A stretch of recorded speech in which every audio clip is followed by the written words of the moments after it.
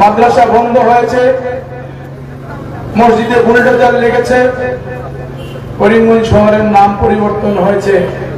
করিমগঞ্জ জেলায় বরাক উপত্যকা থেকে করিমগঞ্জ পার্লামেন্টারি কনস্টিটিউয়েন্সির 2টা এমএলএ সিট কর্তন করা হয়েছে। করিমগঞ্জ জেলার জেলা পরিষদ থেকে 20টা সিটের মধ্যে 4টা সিট কেটে দেওয়া হয়েছে।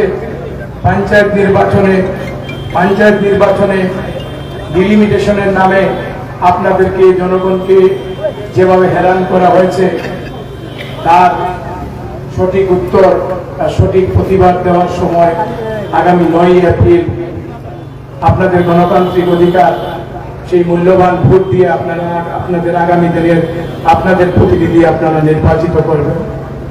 সম্মানিত জনগণ, উপস্থিত বিশিষ্ট অতিথিবৃন্দ, মঞ্চে সাংবাদিক বন্ধুগণ, আমি বলতে চাই যে বিগত দিনে যাদেরকে আমরা নির্বাচিত করেছিলাম, জনগণ যাদেরকে নির্বাচিত করে আসাম বিধানসভায় পাঠিয়েছিল, তাদের ভূমিকা আমরা দেখেছি।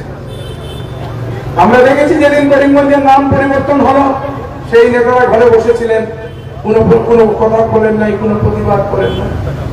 আমরা দেখেছি যেদিন বরাক উপত্যকা থেকে আমরা 40 লক্ষ বাঙালি হিন্দু মুসলমান আমরা যখন শান্তির দ্বীপে বসবাস করে, আমরা যারা বাঙালি ভাই বোনেরা আছি, আমাদের 40 লক্ষ জনগণ থাকা থেকে আমাদের কাছ থেকে 2টি বিধানসভা সিট কেড়ে নেওয়া হলো, যেখানে 10 লক্ষ জনগণ বসবাস। মুখ্যমন্ত্রী হেমন্ত বিশ্ব শর্মা মহাশয় সেখানে একটা সিট উপহার দিলেন।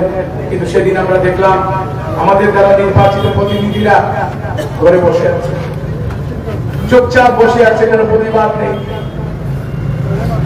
আজকের এই জনসভার মাধ্যমে আমি একটা জিনিস জানতে চাই আপনাদের কাছ থেকে, সেদিন যদি আপনাদের আমাদের যারা তাদেরকে আমরা নির্বাচিত করে আসাম বিধানসভায় পাঠিয়েছিলাম আমাদের নেতা হিসাবে, তারা সেদিন যদি করিমগঞ্জ জেলা থেকে যেদিন 2টি বিধানসভা কর্তন করা হয়েছিল, সেদিন যদি তারা ডাক দিত যে চলো জনগণ, আমরা এই বেবিচার অন্যায় করিমগঞ্জ জনসাধারণের সঙ্গে আমরা মানব না, চলুন আমরা সবাই দিশপুর চলো আওয়াজ দিয়ে যদি আহ্বান করতেন আমাদের বিধায়করা, এইখানে বসে থাকা সমস্ত বরাক উপত্যকার জনগণ, 40 লক্ষ জনগণ হেঁটে দিশপুর যাওয়ার জন্য প্রস্তুত থাকতো। তা সত্যি কিনা আপনারা বলুন। আমরা দেখেছি ওনারা ঘরে বসে আমাদের সঙ্গে যে অন্যায় হয়েছে সেটাকে ওনারা মেনে নিয়েছে। আজকে কথা হলো, আজকে এদের বিচার করতে হবে, এদের জবাব দিতে হবে। মুখ্যমন্ত্রীর এই আচরণ, হেমন্ত বিশ্ব শর্মার এই আচরণের প্রতিবাদ আমাদেরকে করতে হবে। সেই প্রতিবাদ করতে হলে আগামী 9 এপ্রিল আপনারা আপনাদের গণতান্ত্রিক অধিকার দিয়ে আপনাদের নেতা আপনারা মনোনীত করবেন। মুখ্যমন্ত্রীকে বার্তা দিতে হবে যে আমরা আপনার সেই বিচার, অন্যায়, অবিচার, তার প্রতিবাদ করলাম, জবাব আপনাকে আমরা দিলাম ইভিএম এর মাধ্যমে। কংগ্রেস প্রার্থীকে হাত প্রতীক চিহ্ন ছবিতে চাপ দিয়ে বন্ধুগণ, আজকে করিমগঞ্জ জেলাতে অনেক বিধায়ক ছিলেন, যেদিন আমাদের সঙ্গে এই প্রতিবাদ হলো, অন্যায় হলো, আমরা তাদেরকে যখন প্রতিবাদ করতে দেখলাম না, আমি আপনাদের এক ছেলে, আপনাদের এক ভাতিজা, আপনাদের এক বন্ধু হিসাবে সেদিন আমি প্রতিবাদ করেছিলাম। আমরা সেটা পত্র পত্রিকায় দেখি নাই, কিন্তু আজকে এই সভার মাধ্যমে আপনাদেরকে জানাচ্ছি, আপনাদের এক ছেলে হিসাবে, আপনাদের এক ভাই হিসাবে, আপনাদের এক বন্ধু হিসাবে আমি সুপ্রিম কোর্টে গিয়ে আপনাদের হয়ে প্রতিবাদ করে, সুপ্রিম কোর্টে এর প্রতিবাদ করে আমাদের কাছ থেকে 2টি বিধানসভা নিয়ে যাওয়ার কারণে আমি নিজে ওইখানে গিয়ে 6 লক্ষ টাকা খরচা করে আমরা করিমগঞ্জ জেলা কংগ্রেসের সভাপতি এবং হাইলাকান্দি জেলা কংগ্রেসের সভাপতি আমি প্রতিবাদ করেছি। এই জন্য করেছি যে ইতিহাস কাউকে ক্ষমা করে না, সময় বড় নিষ্ঠুর। ইতিহাসের পাতায় লেখা থাকবে যাদেরকে জনগণ বিশ্বাস করে বিধানসভায় পাঠিয়েছিল তারা আমাদের সম্মান বিক্রি করেছে, আমাদেরকে বিক্রি করেছে, কিন্তু যাদের করার কথা ছিল তারা সেদিন করে নাই। কিন্তু করিমগঞ্জ শহরের এক নাগরিক হিসাবে, করিমগঞ্জ জেলার এক ছেলে হিসাবে আমি সেদিন সুপ্রিম কোর্টে গিয়ে আপনাদের হয়ে লড়াই করেছি, প্রতিবাদ করেছি। বন্ধুগণ, নির্বাচন এসেছে, আমি যেভাবে আপনাদের সম্মুখে এসেছি বাকিরাও আপনাদের সম্মুখে আসবে। যেদিন সিদ্দিক সাহেবকে সাসপেন্ড করলো আমাদের দল, উনি যখন কৌমের ঠিকাদারি নিয়ে গিয়ে ভোট নিয়ে গিয়ে নির্বাচিত বিধায়ক হয়েছিলেন, যেদিন উনি পার্লামেন্টের রাষ্ট্রপতি শাসনের সময়, রাষ্ট্রপতি নির্বাচনের সময় আসাম বিধানসভায় বিজেপিকে ভোট দিলেন, রাজ্যসভায় উনি বিজেপিকে ভোট দিলেন, সেই সময় ওনাকে যেদিন সাসপেন্ড করেছিল আমার দল, সেদিন করিমগঞ্জ, দক্ষিণ করিমগঞ্জ নির্বাচন চক্রে আমি এপিসিসি জেনারেল সেক্রেটারি হিসাবে আমাকে ব্লক কংগ্রেস সভাপতি করে আমার দল আমাকে পাঠিয়েছিল দক্ষিণ করিমগঞ্জের সংগঠনকে শক্তিশালী। সেদিন এসে আপনাদের দোয়া, আপনাদের আশীর্বাদ নিয়ে এই মঞ্চে অনেক ভাইরা বসে আছে, রফিক ভাই থেকে শুরু করে আমাদের জেনারেল সেক্রেটারি হেলাল ভাই, দাতাবাড়ি জেলা পরিষদের প্রাক্তন, আনিপুর জেলা পরিষদের প্রাক্তন জেলা পরিষদ হেলাল ভাই থেকে শুরু করে এই মঞ্চে আরো যারা বিশিষ্ট অতিথিরা আছেন, সেদিন আমরা রাস্তায় দাঁড়িয়ে কংগ্রেসের নাম নিয়ে আমরা সেদিন বেরিয়েছিলাম। তখন আমরা কাউকে পাই নাই, সেই সংগঠনকে আমরা বহুত কষ্ট করে শক্তিশালী করেছি। আপনাদের দোয়া, আপনাদের আশীর্বাদ, আপনাদের ভালোবাসায় দল আমাকে মনোনীত করেছে কংগ্রেস প্রার্থী হিসাবে। আমি আপনাদের কাছে একটা কথা বলতে চাই, আমি আপনাদের মান সম্মান বিক্রি করব না, আমি আপনাদেরকে বিক্রি করব না, এই প্রতিশ্রুতি আজকের এই সভার মাধ্যমে আজকে আপনাদেরকে প্রতিশ্রুতি দিয়ে যাচ্ছি যে যে ভাইরা আমার সম্বন্ধে অপপ্রচার চালাচ্ছে, আমি বহিরাগত, বিচার আপনাদের আদালতে দিয়ে গেলাম, বিচার আপনারা করবেন আগামী 9 তারিখ। আমার বিচার করার মালিক আপনারা, উনারা নন। আমাকে নিয়ে আরো অন্য অনেক অপপ্রচার চলছে। আমি বলতে চাই, আমার বাবাকে আপনারা 5 বার বিধায়ক বানিয়েছেন, আমার বাবাকে আপনারা 2 বার মন্ত্রী বানিয়েছেন, আপনাদের দোয়া আশীর্বাদ নিয়ে উনি মন্ত্রী হয়েছেন, ওনার নামের পিছনে এমএলএ মন্ত্রী আপনারা লিখেছেন, আপনাদের দোয়া, আপনাদের আশীর্বাদ। আমি আপনাদের কাছে কৃতজ্ঞতা জানাই, আপনাদের কাছে ধন্যবাদ জানাই যে আপনাদের সেই দোয়া আশীর্বাদে আমাদের বাড়ির, আমাদের বংশের, আমাদের পরিচিতি আপনারা দিয়েছেন। যেদিন আমার বাবার কাছ থেকে আপনারা অসন্তুষ্ট হয়েছেন, সেদিন আমার বাবাকে আপনারা সরিয়ে দিয়েছেন। এটা সময়ের ডাক। কাজ করলে, জনগণের পাশে থাকলে, জনগণের সঙ্গে থাকলে, জনগণ আপনাকে রাখবে। যেদিন আপনি জনগণের কাছ থেকে সরে যাবেন, জনগণ আপনার কাছ থেকে সরে যাবে। আমি সেটাতে বিশ্বাস করি। আমি আপনাদেরকে অনুরোধ রাখছি যে ইনশাআল্লাহ যদি আপনাদের দোয়া পাই, আপনাদের ভালোবাসা পাই, আল্লাহ রাব্বুল আলামিন যদি আমাকে আপনাদের কাজ করার সুযোগ দেন, আমি আপনাদের কাছে বলে গেলাম সব সময় আপনাদের পাশে থাকবো। আমি আপনাদের অন্তরে থাকার চেষ্টা করব, আপনারা আমার অন্তরে থাকার, আমি আপনাকে নিয়ে চলার চেষ্টা করব। আমার সম্বন্ধে যত অপপ্রচার হচ্ছে, আমি সেটাকে শ্রদ্ধার সঙ্গে আমার মাথা পেতে নিচ্ছি। আমার আগামী দিনে রাস্তা চলার এটা প্রেরণা হবে, সেই শক্তি হবে, সেই ভুলগুলো আগামী দিনের জন্য না হয়। জনগণ আমাকে যে কথাগুলো সতর্ক করে দিয়েছে, তার থেকে আমি যেভাবে বিরত থাকতে পারি, সেটা আমার জন্য শক্তি আপনারা দিচ্ছে। বন্ধুগণ, আজকের এই নির্বাচনী জনসভায় আপনাদেরকে বলতে চাই যে দক্ষিণ করিমগঞ্জ নির্বাচন চক্রে ভারতীয় জনতা পার্টির 2 জন প্রার্থী আছে। আপনারা জানেন কিনা আমি জানি না, কিন্তু সবাই জানেন এখানে ভারতীয় জনতা পার্টির সমর্থিত 2 জন প্রার্থী আছে। একজন ডাইরেক্ট প্রার্থী, হাতি প্রতীক চিহ্ন নিয়ে এসেছেন, আরেকজন ঘাসফুল নিয়ে টিএমসি প্রার্থী হয়ে এখানে এসেছেন। আজকে তিনি টিএমসি হয়ে এখানে এসেছেন, উনি প্রত্যেক নির্বাচনে ওনার একটা ছবি বদল করে আসেন।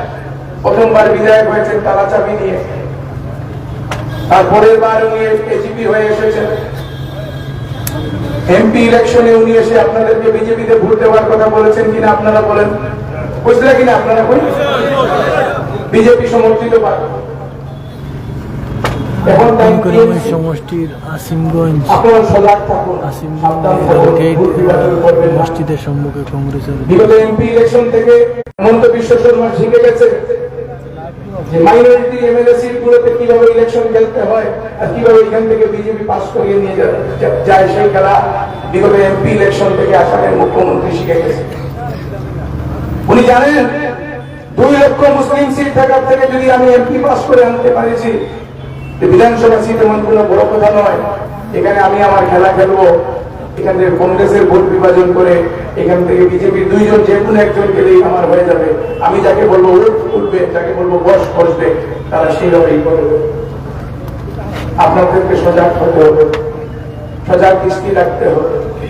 আমি টিএমসির সাংসদ সুস্মিতা দেবকে জিজ্ঞাসা করতে চাই আজকের এই সভার মাধ্যমে, যে সুস্মিতা দেব, আপনি ঘাসফুলের ছবিটা কতজন মাইনরিটি সিটে কতজনকে প্রার্থী করিয়েছেন?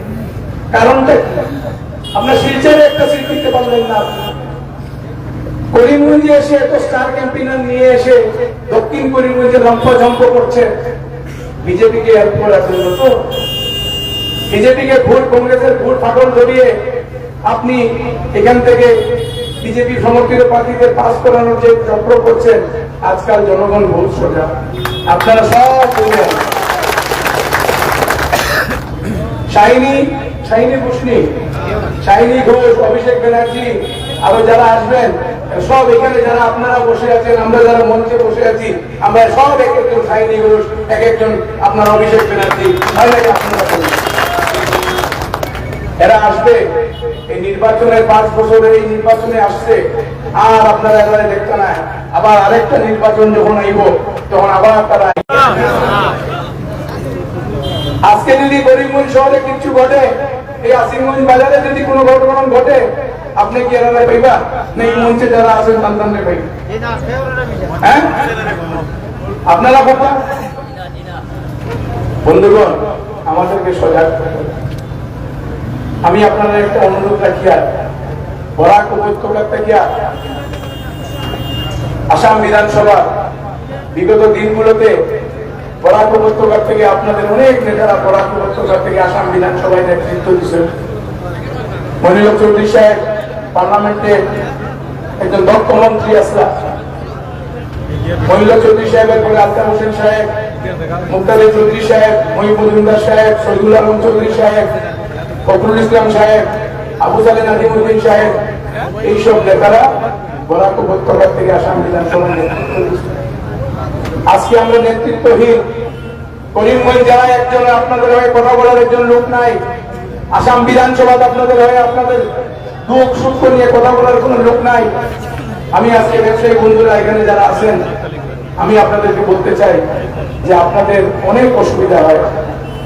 যে ভাইরা বন্ধুরা, ব্যবসায়ী ভাইরা মিজোরাম, মেঘালয়, আসাম, মণিপুর এবং দেশের বিভিন্ন স্থানে আছেন, মুম্বাই, চেন্নাই, কলকাতা, প্রবাসী বন্ধুরা যারা বিদেশে আছেন, ওনাদের অনেক অসুবিধা আছে। সেই অসুবিধা নিয়ে কথা বলার কোন লোক নেই। আমি অনুরোধ রাখবো, আপনাদের হয়ে কথা বলার একজন নেতা বানান, যে আপনাদের হয়ে প্রতিবাদ করে। 2-4 দিন আগে শুনলাম এখানের মন্ত্রী মহোদয় বলেছেন 5 তারিখে উনি বুলডোজার লাগিয়ে দেবেন। আমি মন্ত্রী মহোদয়কে অনুরোধ রাখছি, যে এইসব কথা দিয়ে লোকজনকে ভয় দেখাবেন না। আপনি যদি কাজ করে থাকেন, আসেন আমরা উন্নয়নের রাজনীতি করি। আসেন বিজেপির ভাইদেরকে বলছি, মন্ত্রীদেরকে বলছি, আসেন উন্নয়নের কাজ করি। যদি আপনারা উন্নয়ন করেছেন, জনগণের কাজ করেছেন, আসুন ভোট নিয়ে যান। জনগণ আপনাদেরকে হাসি দিয়ে আপনাদেরকে ভোট দেবে। আর যদি উন্নয়ন করেন নাই, এইসব ভয়টা আমাদেরকে দেখাবেন না, আমরা আপনাদের এই ভয় শেখাবো। আমি কথা দিয়ে যাচ্ছি আজকে আপনাদেরকে, যদি ইনশাআল্লাহ আপনাদের দোয়া থাকে, ভালোবাসা থাকে, আল্লাহ রাব্বুল আলামিন যদি আপনাদের কাজ করার আমাকে সুযোগ দেন, এইসব বুলডোজারের আগে, আপনারা যাওয়ার আগে, আমি বুলডোজারের আগে ঘুমাই না।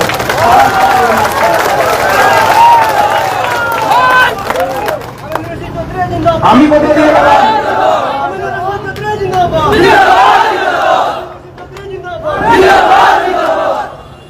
আমি আপনাদের কথা দিয়ে গেলাম, জনগণের বিরুদ্ধে কোনো কাজ যদি হয়, জনগণের বিরুদ্ধে যদি কোনো কাজ হয়, জনগণের উপরে যদি কোনো অত্যাচার হয়, যদি গুলি চলে, আপনাদের আগে সবের প্রথম গুলি আমি আমার মুখে দিব।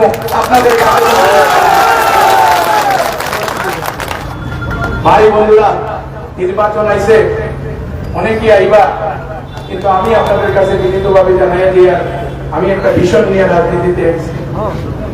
আল্লাহ রাব্বুল আলামিন আমার সবকিছু দিছেন, আল্লাহর কাছে যেগুলো চাইছি আল্লাহ সেগুলো দিছেন, আলহামদুলিল্লাহ, আল্লাহ শুকর। যেটা চাইছি না আমরা আলহামদুলিল্লাহ। আমি এখানে ব্যবসা করার লোকের রাজনীতি চাইছি না। আমি আপনারা লইয়া আপনারা ছেলে বাতি যাবে আপনারা লোকে কাজ করার লোকে একটা বিষয় নিয়ে আইছি। দক্ষিণ করিমগঞ্জে 126টা সিটের মধ্যে উন্নতশীল একটা 10টা সমষ্টির মধ্যে একটা সমষ্টি করার লক্ষ্য নিয়ে আমি এখানে আইছি। আমি দক্ষিণ করিমগঞ্জের বেকার যুবকদের সংস্থানের চিন্তা করার জন্য এখানে এসেছি। আপনাদের হসপিটাল, পানীয় জল, রাস্তাঘাট থেকে শুরু করে যত অসুবিধা আছে সেই অসুবিধাগুলো দূর করার জন্য আপনাদের সামনে আজকে আমাদের বহিরাগত ভয়, আমার বাবার বহিরাগত না। আজকে আপনারা পাতারকান্দির মন্ত্রী মহাশয় করিমগঞ্জ থেকে এখানে মন্ত্রী আইন বহিরাগত না। উত্তর করিমগঞ্জের বিধায়ক কালীগোলার বিধায়ক হইতে পারেন, আইন বহিরাগত না। রামকৃষ্ণনগরের বিধায়ক আর কইতে গিয়া বিধায়ক হইয়া আইন বহিরাগত না। আমি বহিরাগত বিচার আপনারা দিয়ে গেলাম, প্রতিশ্রুতি দিয়ে গেলাম আমার লোকের দোয়া করবা।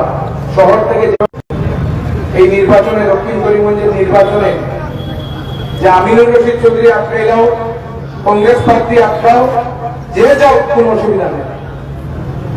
আমি ভাষা বইয়ার না মিশা বইয়ার আপনারা জিপি প্রেসিডেন্ট, ওয়ার্ড মেম্বাররা জিগাইব দেখাইয়া নিয়ে কোন গুলো কে কইজন খানো ফটোশুট হইছে প্রেসিডেন্ট ওখানে খাওয়া করিয়া আপনারা জানেন, সব জানেন, জানেন কিনা আপনারা? আমার খাইয়া গাছ ফুটে ভোট দিবার লোকে পয়স আজকের এই সবার মাধ্যমে আমি মুরব্বীরা কইয়া, যুবক ভাইরা কইয়া এই পয়সাগুলো হালাল লাভনাই করতে না।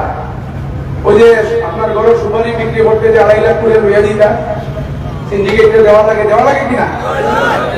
আপনার 5 লাখ টাকা লাগে কয়লা নিতে লাগে কিনা? বালি নিতে টাকা লাগে না?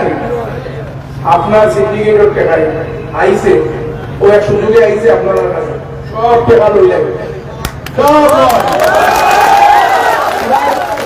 নির্বাচন আপনারা হইকাইয়া দিতা যে আমরা কিলা জানি, কিলা ওইটা নির্বাচন খেলা আমরা হইকে লিখছি। সব টাকা নয়, পকেটে নয়। 8 তারিখ রাত 12টা পর্যন্ত এরপরে ঘুমাইয়া মুইয়া সকালে উঠিয়া গোসল করিয়া ফজরের নামাজ পড়িয়া ইয়া বিসমিল্লাহ করিয়া ভুট্টা খানো দিতা 9 তারিখ সকালে।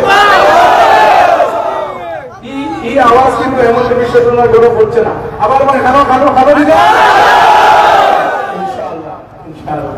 আর আমি আপনারা কইয়া দিয়া আপনারা বড় করে যাবেন, আমরা বড় ঢুকাইয়া আমরা আন্দোলন করার ভুলাইছি, একদম বড় করলাম। যত মান্যতা যে বিচার করবে তার বিরুদ্ধে আমরা ইনশাআল্লাহ। আমি আপনাদের এই হইয়া আরো 2টা মিটিং চলে আমাদের বারবার পাওয়া যাওয়ার লোকে। আপনারা আরেকটা অনুরোধ করে দিয়া যে আপনারা আমার ওই সাইডটা দিন, মাত্র সাইডটা দিন, ওই সাইড দিন। আমি বহু জায়গায় প্রস্তাব পাচ্ছি না, যুবক ভাইরা মুরব্বীদেরকে অনুরোধ রাখিয়ে দিয়ে যে জায়গায় প্রস্তাব পাচ্ছি না, আপনারা সব আমিনুর রশিদ চৌধুরী হইয়া পাবেন, সবার কাছে আমার আবেদনটুকু পৌঁছাইতে। আর 9 তারিখ বিকাল 5টা পর্যন্ত আপনারা ভোটটা খাওয়া আপনারা। আর 9 তারিখ বিকাল 5টায় 1 মিনিট ইনশাআল্লাহ আমি আপনার করে থাকতাম কাজ করতাম মঞ্চ প্রবিষ্ট অনেক গণ্যমান্য আসবেন।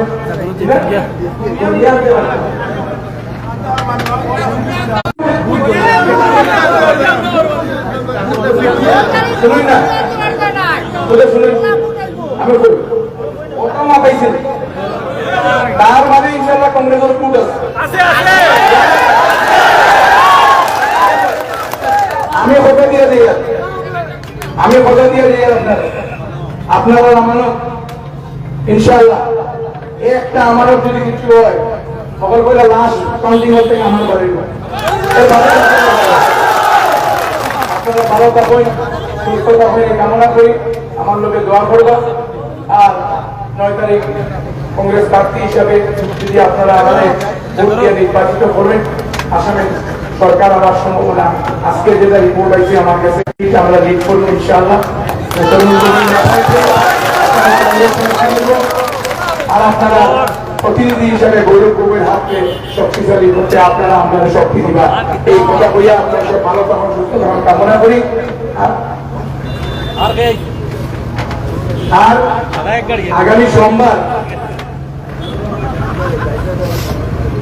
আগামী সোমবারে আমরা অল ইন্ডিয়া প্রেসিডেন্ট খারগেজি, গৌরব গগৈ, জিতেন্দ্র সিং থেকে শুরু করি কংগ্রেসের অনেক নেতারা আগামী সোমবার 12:30টার সময় এখানে ইনশাআল্লাহ সেরাগিতে আইবা হেলিকপ্টারে।